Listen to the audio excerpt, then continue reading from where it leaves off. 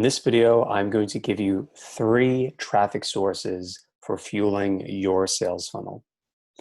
Now, a few years back, I had hit a big milestone with my business, AutoGrow.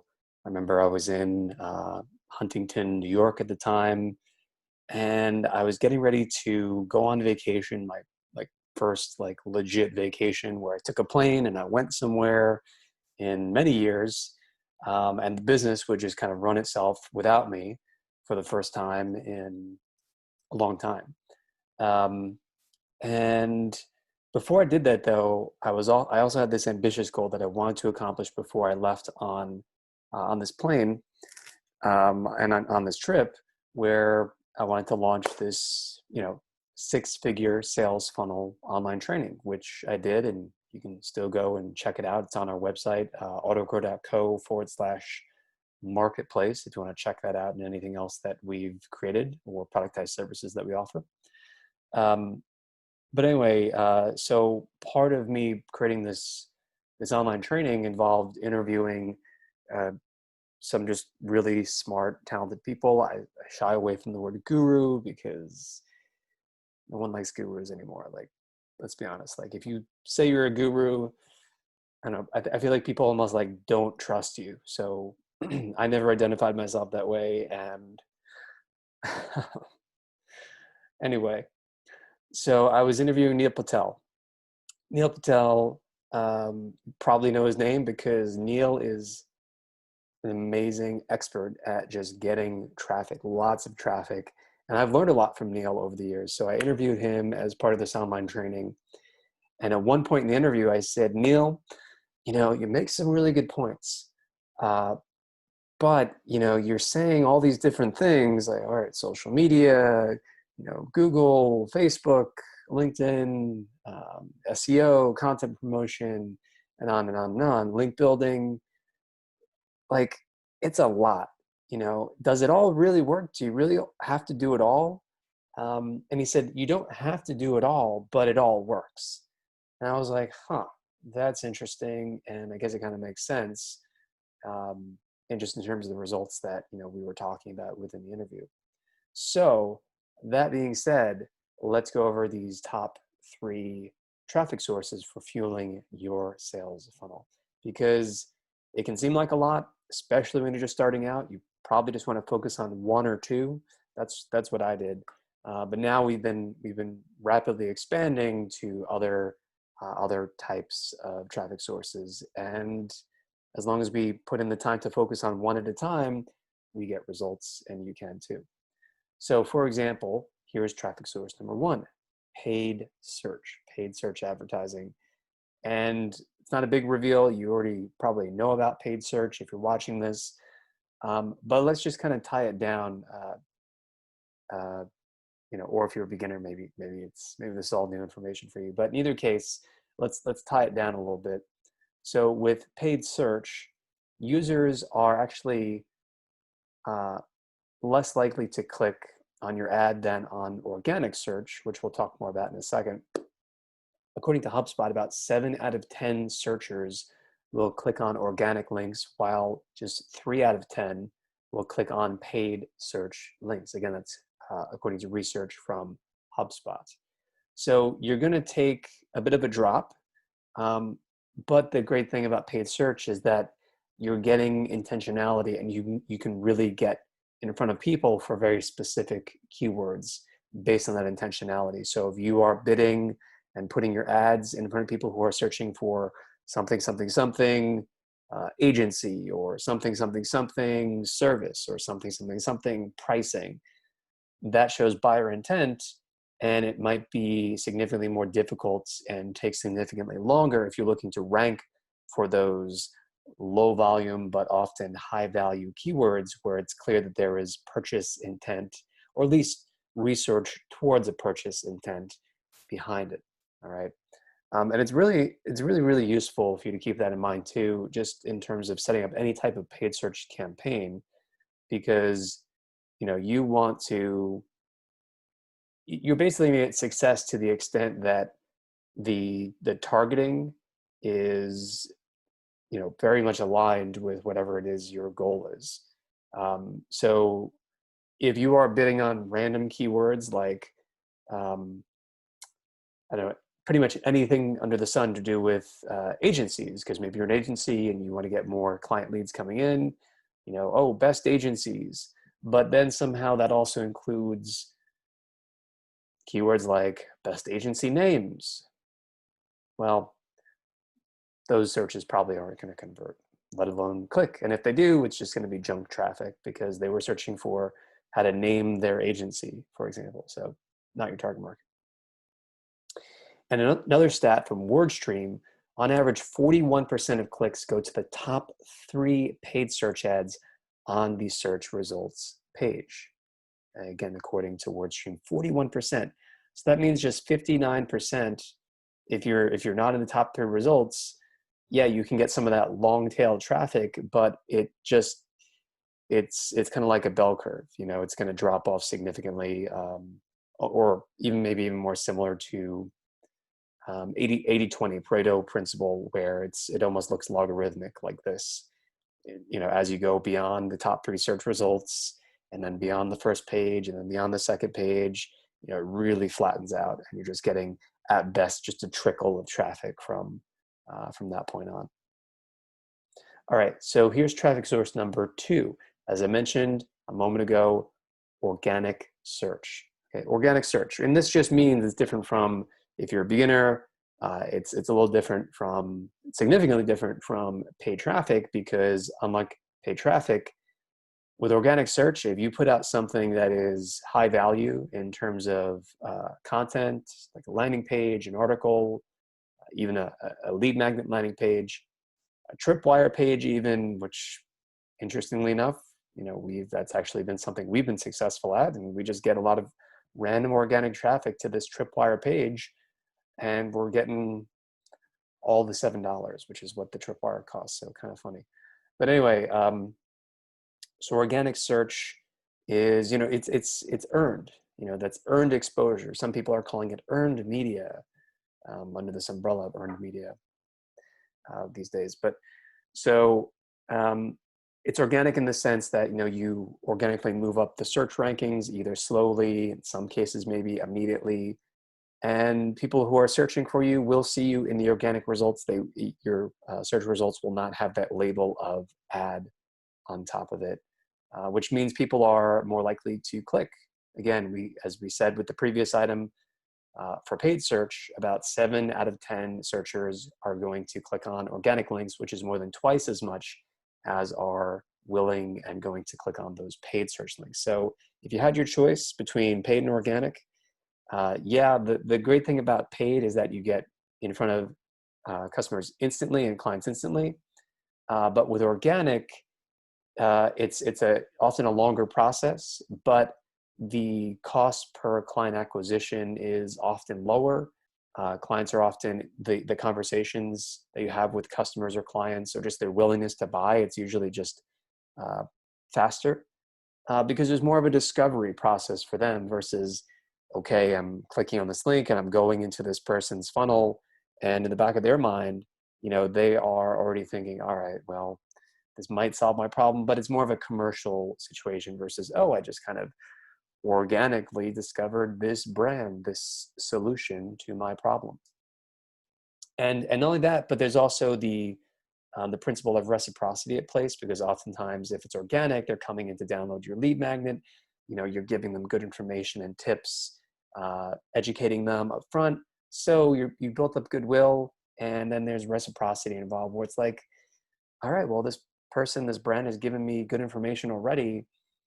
I should check out their product or service just kind of naturally. Like I want to give back. I want to invest in them because they've invested in me, and it's been great so far. So according to Backlinko, the #1 result in Google's organic search results has an average click-through rate of 31.7%. 31.7%. So that's huge. And that also is supported by the stat I gave you a minute ago, which was, according to WordStream, top 3 search results get 41% of the clicks.